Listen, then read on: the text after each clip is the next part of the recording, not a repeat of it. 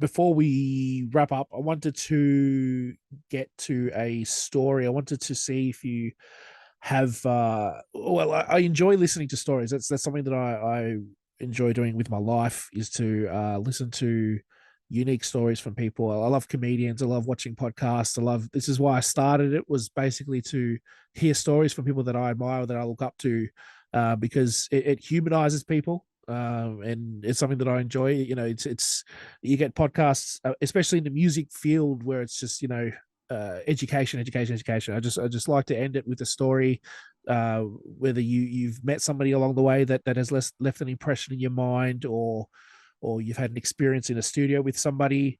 But yeah, please, I really hope that you've that there's something there. Well, back when I was a guitar player in my early days and playing in clubs, especially, I was in a band that was fairly regionally big. We had a couple records out, and part of our stage show, we had flash pots. Flash pots basically is you got some theatrical flash powder, Yep. and we made these pots. The pot is you just get a can and you cut it in half, and then the bottom you have two leads that are connected to a switch going into the wall for power, Yep. and you put just a little piece of wire across, and then you put the flash powder on top. You hit the button, you turn the power on, and then it explodes. Well, that wasn't dramatic enough, so the roadies decided that they were going to add gunpowder. Oh my god. And this is before there was a lot of rules about that, buying, Yeah. Yeah. have a can of gunpowder, and they poured a little gunpowder on top. And then you got a big bang and a flash, and that was very dramatic. Well, one night, the roadie in charge of this had a little too much to drink, and he put too much gunpowder. He got the combination wrong, Yeah. and he put too much gunpowder in. And when he hit the button at the end of the night, it exploded, and it took a piece of the stage out, and a big sliver went through the kick drum, through up through the snare drum, and hit the drummer in the side, and he fell back off the stage. Oh wow. It was super dramatic, but it was the very last note of the very last song of the night. Yeah. So everybody thought it was part of the show, Yeah. Yeah. but Yeah. we had to pick him up and take him to the hospital after Oh my that. And goodness. luckily, it didn't hit any vital organs or Yeah. Yeah. anything, Yeah. and he was ready to play snipe, but he was sore. It hit him right below a rib, actually. Wow. That was one in particular. Yeah. I don't think I told that story, but Yeah. that's Yeah. It I reminds was me thinking of the other day. It's a good one. it's a good one. It reminds me of the Who when they used to put gunpowder in their drums, and they put a little bit too much and it exploded, and I think he ended up with uh death in 1 year. Is that right? Yeah, that was on TV. That was on Yeah. the Yeah. Smothers Brothers show. Yeah. Yeah, Yeah. Yeah. Incredible, man. yeah. So there's laws against that now. You can't do any of that stuff Yeah. anymore. No. But Well, I suppose it's all pre. Would it be pre 9/11? Because I feel like once 9/11 oh yes, happened, it was yeah, it was very that was very yeah yeah, yeah, that was when everything kind of changed. yeah. Um, yeah, Well, thank you. actually, in the Yeah, United States, it was kind of before that because there was it? was Okay. yeah. What happened was Great White, the band Great White. Yep.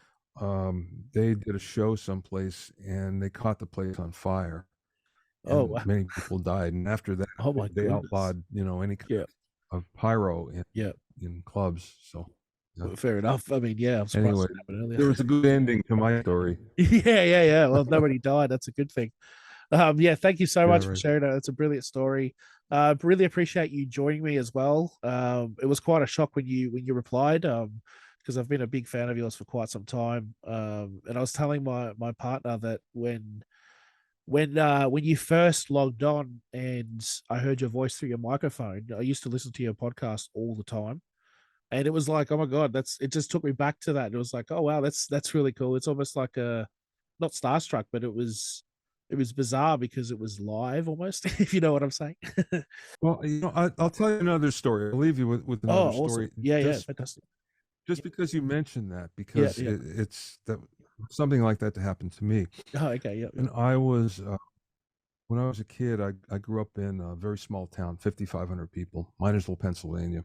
yeah, No one ever made it out of there.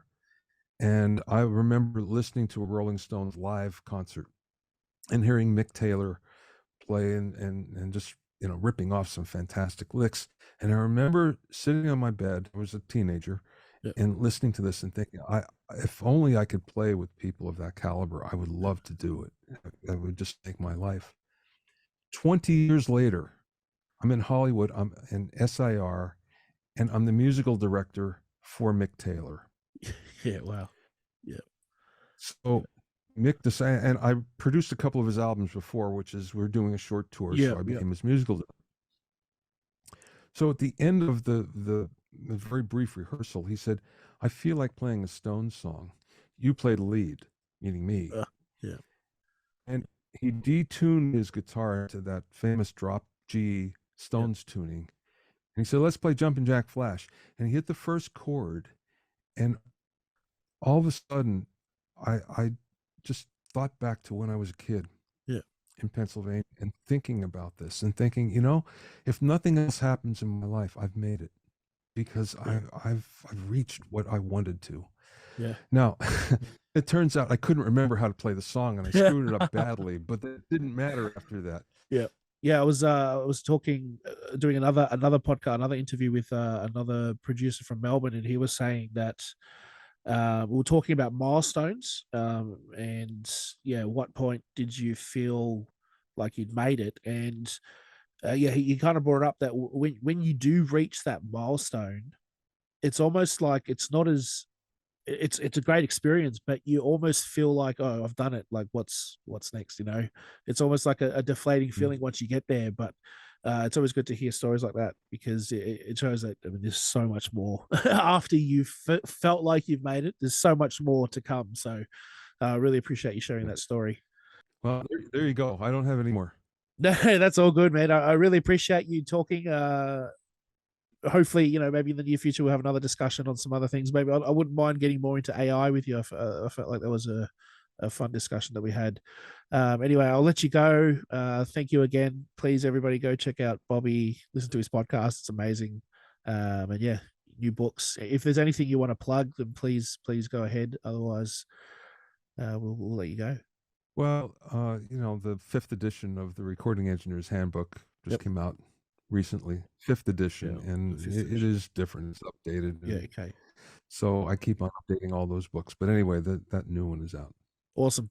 Awesome. I'll leave a link in the description for that. Thank you so much again, and I'll let you go, mate.